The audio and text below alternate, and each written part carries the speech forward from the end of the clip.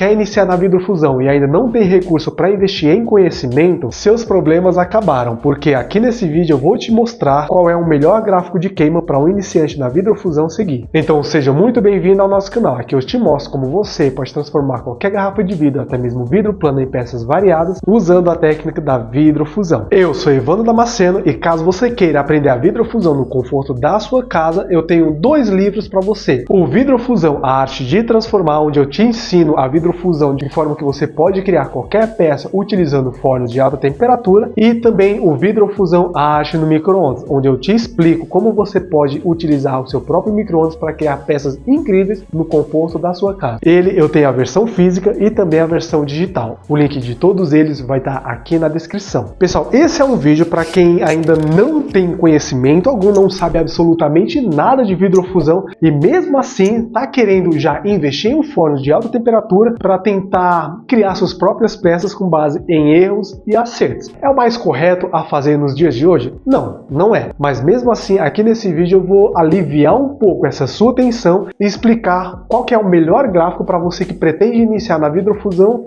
e ainda não tem conhecimento algum sobre essa técnica. E é óbvio que com esse gráfico você vai poder começar a criar algumas peças, algumas básicas ou até mesmo algumas um pouco mais trabalhadas, dependendo da pigmentação que você for utilizar. E o que é um gráfico de queima? Pessoal, gráfico de queima, aqui eu vou colocar esse daqui na tela, por exemplo, que é o que eu utilizo no livro Vidrofusão, a arte de transformar, é uma visualização de todas as etapas de uma queima. Toda queima, ela passa por algumas etapas, seja ela uma queima de 2 etapas, de 3 etapas, 4, 10, 11, enfim, todas elas podem ser visualizadas em um gráfico semelhante a esse daqui, por exemplo. Esse gráfico aqui é um gráfico real de queima de uma peça específica. É claro que nesse vídeo aqui, o gráfico que eu vou ensinar para vocês é algo bem mais simples e menos trabalhado do que esse daqui, por exemplo. Mas eu tenho certeza que a depender do projeto que você pretende criar, ele vai te ajudar bastante a evitar muitos problemas que podem e irão acontecer futuramente. Vai dar uma boa de uma aliviada. E antes de mostrar aqui qual que é o gráfico e como você pode utilizar, eu quero falar aqui de forma bem simples sobre os controladores. Controlador, pessoal, para quem não conhece, é esse pequeno painel que a maioria dos fornos de alta temperatura hoje em dia,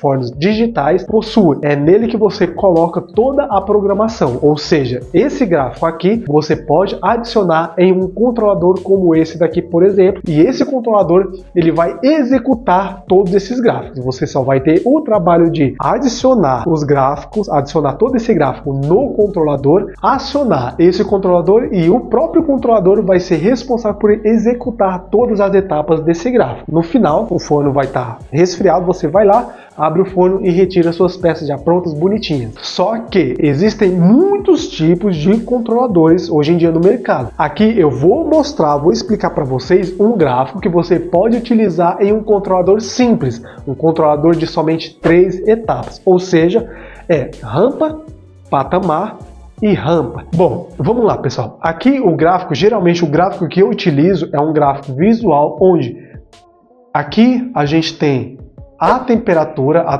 eu gosto de ilustrar ela sempre na vertical, e aqui eu tenho os tempos, sendo que esse tempo aqui, ó, essa linha aqui representa o tempo total do gráfico.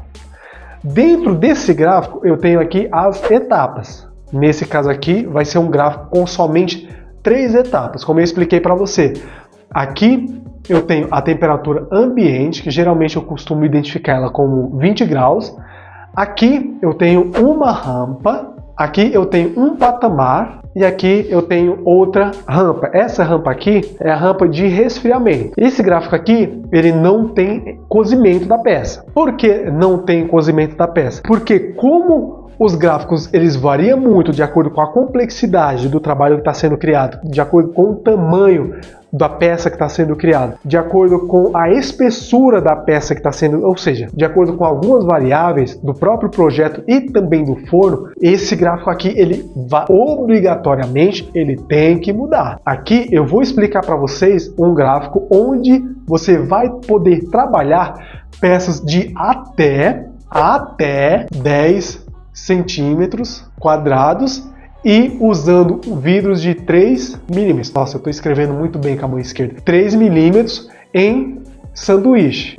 Então aqui, esse gráfico aqui, peças até 10 milímetros, 10 centímetros quadrados, utilizando duas placas de vidro de 3 milímetros até 3 milímetros e a técnica de sanduíche. Ah, Evandro, eu quero criar peças menores do que essa daqui. Você pode utilizar esse mesmo gráfico. Ah, Evandro, eu quero utilizar vidro mais fino. Você pode utilizar também. Ah, Evandro, eu quero fazer com um único vidro. Eu não quero usar a técnica de sanduíche com duas placas. Você pode também. Se isso daqui subir, você já não pode, já corre risco a seu projeto você utilizar esse gráfico aqui. Se esse daqui também subir, também já traz um risco. Se esse daqui também subir, ao invés de sanduíche com duas placas de vidro, você fizer com 3, também corre risco do projeto não dar certo. Por quê? Porque você está mudando as variáveis aqui. Então o gráfico eu vou sair da temperatura ambiente e vou até 780 graus. Aqui a temperatura ambiente vai até a temperatura de trabalho. Aqui a gente chama de temperatura de trabalho. Quando termina esse patamar, o forno já desliga, ou você mesmo desliga o forno, ele vai resfriar até a temperatura ambiente ou até você conseguir retirar a peça na mão. Tá? Então, geralmente, para evitar qualquer transtorno, eu costumo indicar que a pessoa coloque na temperatura ambiente e também retire na temperatura ambiente se a pessoa é iniciante e ainda não conhece a zona de risco do trabalho. Então tá, então aqui é a etapa 1, a etapa 2, a etapa 3. Então aqui é um gráfico de 3 etapas, como eu expliquei para vocês, que vão utilizar controladores com somente 3 etapas, controladores simples. Ah, Evandro, meu controlador pode executar até 30 etapas. Aí você programa ele para executar somente, ao invés de 30 etapas, somente essas 3 etapas aqui. Essa rampa aqui, eu vou colocar aqui a temperatura, o tempo, aliás, de um forno de tamanho médio, que é um forno de 70 centímetros quadrados. 70 centímetros. Então aqui, esse forno de 70 centímetros quadrados, na potência máxima dele, leva geralmente 50 minutos. E aqui, pessoal, um ponto muito importante para você que já entende um pouco do seu forno levar em conta. Se o seu forno, fazendo uma rampa na potência máxima dele, nesses projetos aqui, ele levar menos de 25 minutos, você tem que adaptar essa rampa aqui para que ela demore mais do que esses 25 minutos, porque a gente tem que levar em conta que a gente está fazendo aqui um sanduíche. Então, o seu forno deve levar pelo menos 40 minutos nessa rampa aqui, beleza? Chegando aqui, você deixa por 32 minutos em 780 graus. Aqui, pessoal, nessa temperatura, nesse tempo aqui, você vai conseguir fazer uma fusão entre a parcial e a total, tá? Não vai ser uma fusão total, não vai ser uma fusão parcial. Se você quiser mudar a fusão, você muda ou aqui a temperatura ou você muda o tempo, mas utilizando esse gráfico aqui, 780 por 32 minutos, vai chegar ali uma fusão entre a parcial e a total. Para mim é perfeita para uma boa parte das peças, tá? Mas entenda, se você quer melhorar a fusão, mudar a fusão, você altera ou aqui ou aqui.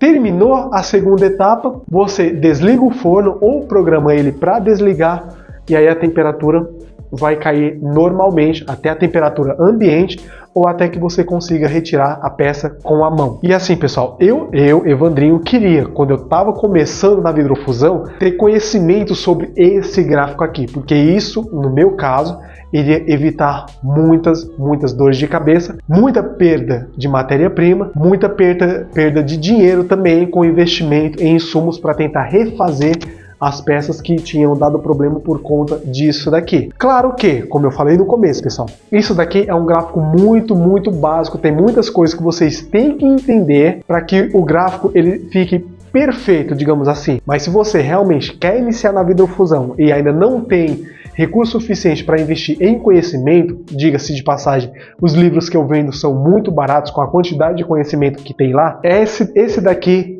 é o gráfico que eu indicaria você pelo menos iniciar. Podem ser que surjam alguns problemas das peças de vocês, caso você utilize somente esses gráficos e mude algumas dessas variáveis aqui? Pode, as chances são que sim, mas com esse gráfico aqui você já consegue criar uma quantidade muito grande de peças, inclusive começar a gerar renda ainda hoje. E caso você queira aprender a vidrofusão de forma simples, fácil e prática no conforto da sua casa, aqui na descrição eu vou deixar o link do livro digital Vidrofusão Arte no Micro-ondas, onde eu te mostro como que você pode usar o seu próprio aparelho micro-ondas para criar peças incríveis no conforto da sua casa, e também o livro digital Vidrofusão, a arte de transformar, onde eu explico a vidrofusão de forma clara e objetiva para que você possa iniciar na vidrofusão com os dois pés direitos, podendo criar qualquer peça que você queira utilizando seja matéria-prima nacional e importada ou até mesmo vidro de descarte. O link de ambos os livros vão estar aqui na descrição. Bom, pessoal, e aqui a gente chega ao final de mais um vídeo aqui do canal. Se você gostou desse conteúdo que eu trouxe aqui para você,